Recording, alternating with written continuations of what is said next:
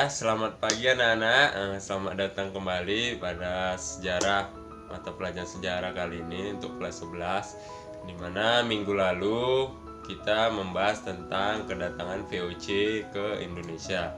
Nah, kali ini kita sesuai dengan tujuan pembelajarannya, yaitu masa pendudukan Hindia Belanda di Indonesia.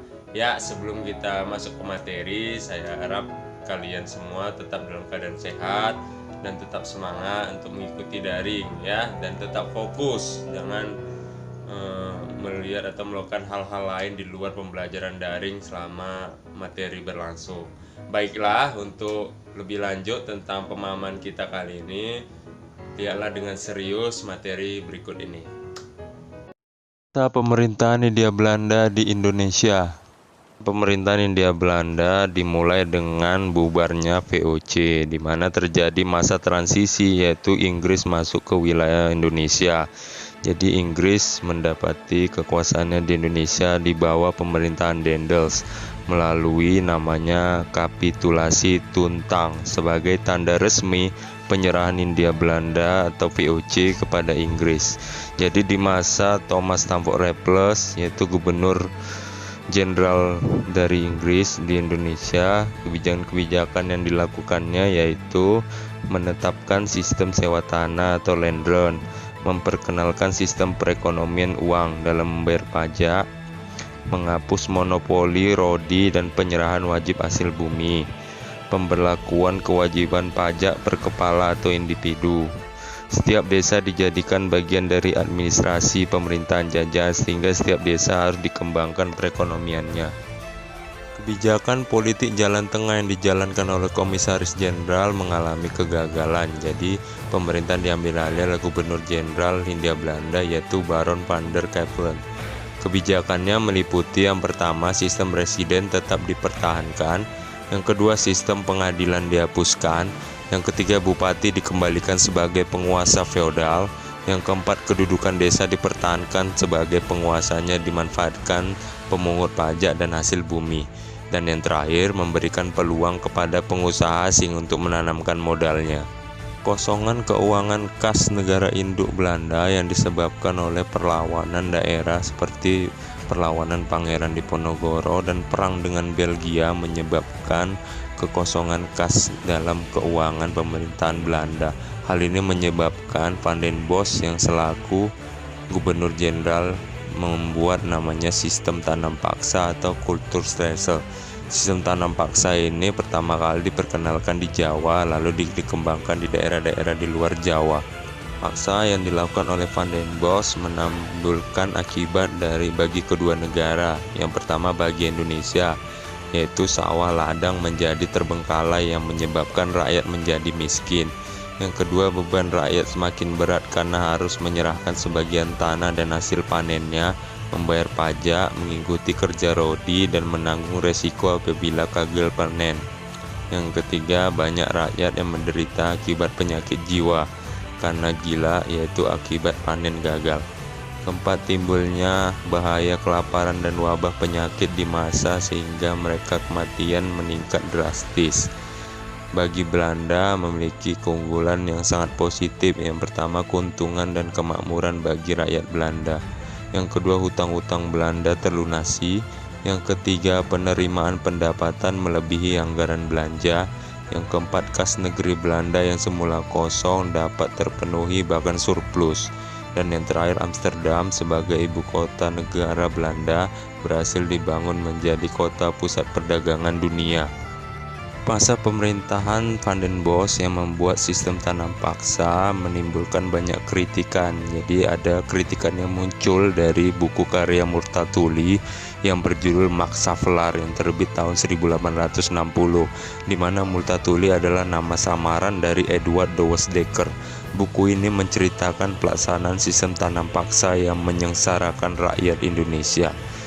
Hal ini menimbulkan kelompok di parlemen Belanda terbagi dua, yaitu kelompok liberal dan kelompok konservatif.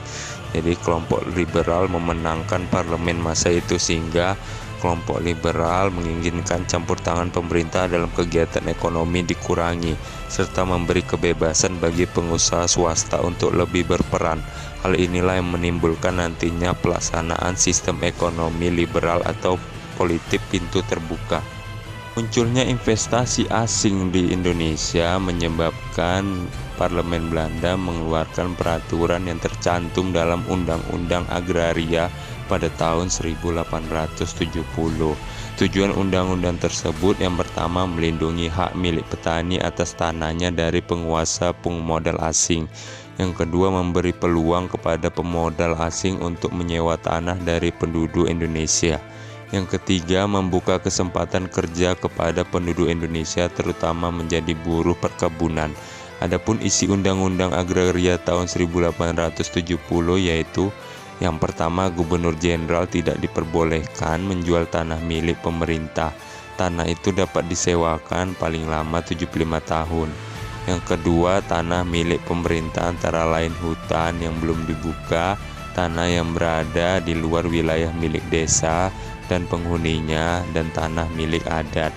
Yang ketiga, tanah milik penduduk antara lain semua sawah, ladang, dan sejenisnya yang dimiliki langsung oleh penduduk desa. Tanah semacam ini boleh disewa oleh pengusaha swasta selama 5 tahun. Dampak negatif yang terdapat pada sistem ekonomi liberal terhadap bangsa Indonesia menimbulkan datangnya kritik dari kelompok humanis yang menganggap eksploitasi sumber daya alam dan sumber daya manusia di tanah jajahan telah melampaui batas. Kelompok humanis di negeri Belanda mengusulkan agar Belanda seharusnya berterima kasih kepada penduduk tanah jajahan yang telah bertahun-tahun memberikan sumber dayanya kepada negeri induk Belanda. Jadi ada latar belakang terbentuknya politik etis ini atau politik balas budi. Yang pertama adanya pelaksanaan sistem tanam paksa yang mendatangkan keuntungan berlimpah bagi pihak Belanda dan penderitaan bagi rakyat Indonesia. Yang kedua, rakyat kehilangan hak miliknya yang utama yaitu tanah, bahkan rakyat terdesak. Yang ketiga, adanya kritik dari kaum intelektual tadi atau kaum etis terhadap praktik liberal kolonial. Yang keempat, upaya pemerintah Belanda untuk memperkuat pertahanan negeri jajahan yang dilakukan dengan cara penekanan dan penindasan terhadap rakyat jajahan. Dan yang terakhir, eksploitasi tanah dan penduduk Indonesia dengan sistem ekonomi liberalnya yang tidak mengubah nasib rakyat pribumi, sedangkan kaum kapitalis Belanda semakin memperoleh keuntungan yang sangat besar. Yang dilancarkan oleh kelompok humanis mendapatkan titik terang di bawah gerakan Van den Venter yang terkenal dengan Trias Politica, yaitu tujuan isi politik etisnya yang pertama tentang edukasi, menyelenggarakan pendidikan atau membangun sekolah-sekolah di negeri jajahan untuk mencerdaskan rakyat. Yang kedua irigasi, yaitu membangun sarana dan jaringan pengairan sehingga persawahan rakyat menjadi lebih maju dan lebih luas penyebarannya. Dan yang ketiga transmigrasi atau imigrasi, yaitu mengorganisasi perpindahan penduduk sehingga penduduk-penduduk di Jawa dapat dipindahkan di Sumatera, Kalimantan sehingga terciptanya perluasan penduduk. Teori mengenai politik etis ternyata tidak seindah teorinya ketika dijalankan di lapangan. Jadi terdapat penyimpangan politik etis. Yang pertama irigasi, di mana hanya ditujukan kepada tanah-tanah yang subur untuk perkebunan swasta Belanda, sedangkan milik rakyat tidak dialiri air dari irigasi. Yang kedua edukasi. Pemerintah Belanda membangun sekolah-sekolah yang ditujukan untuk mendapatkan tenaga administrasi yang cakap dan murah. Jadi pendidikan yang dibuka untuk seluruh rakyat hanya diperuntukkan kepada anak-anak pegawai negeri dan orang-orang yang mampu. Terjadi diskriminasi pendidikan, yaitu pengajaran sekolah kelas 1 untuk anak-anak pegawai negeri dan orang-orang yang berharga. Dan di sekolah kelas 2 ditujukan kepada anak-anak pribumi dan pada umumnya. Yang ketiga masalah migrasi atau transmigrasi, di mana keluar Jawa hanya ditujukan ke daerah-daerah yang dikembangkan Belanda. Hal ini karena adanya permintaan besar akan tenaga kerja di daerah-daerah perkebunan seperti perkebunan di Sumatera Utara khususnya Deli, Suriname yang berada di Amerika dan lain-lain. Mereka dijadikan kuli kontrak. Migrasi ke Lampung mempunyai tujuan menetap karena migrasi ditujukan untuk memenuhi kebutuhan tenaga kerja, maka tidak jarang banyak yang melarikan diri.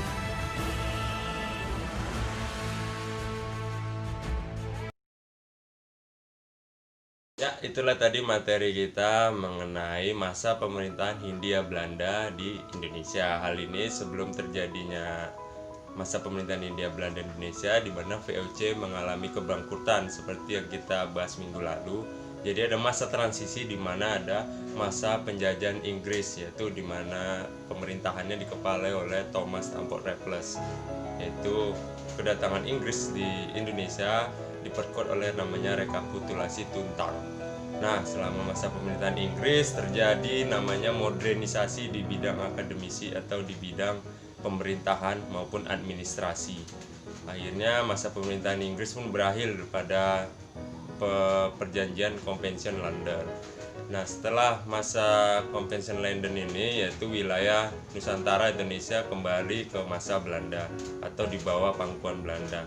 Yang pertama di bawah pemerintahan Komisaris Jenderal, terus yang kedua di bawah pemerintahan Van der Kevelen, dan yang ketiga di bawah pemerintahan Van den Bosch. Jadi masa Van den Bosch ini menarik, ada namanya sistem tanam paksa atau Kulturstelsel.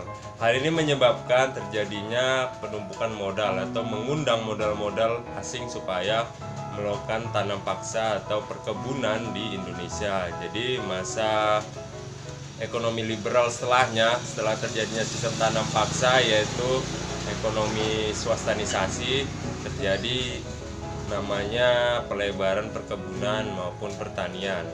Nah, setelah itu terjadi di mana kaum parlemen di Belanda terjadi perdebatan yang menarik, di mana orang-orang humanisnya merasa kasihan terhadap negara jajahan, jadi merasa utang budi terhadap negara jajahan. Nah, ini menimbulkan namanya politik etis atau politik tanam balas budi, di mana di dalamnya ada emigrasi, ada edukasi, dan ada irigasi.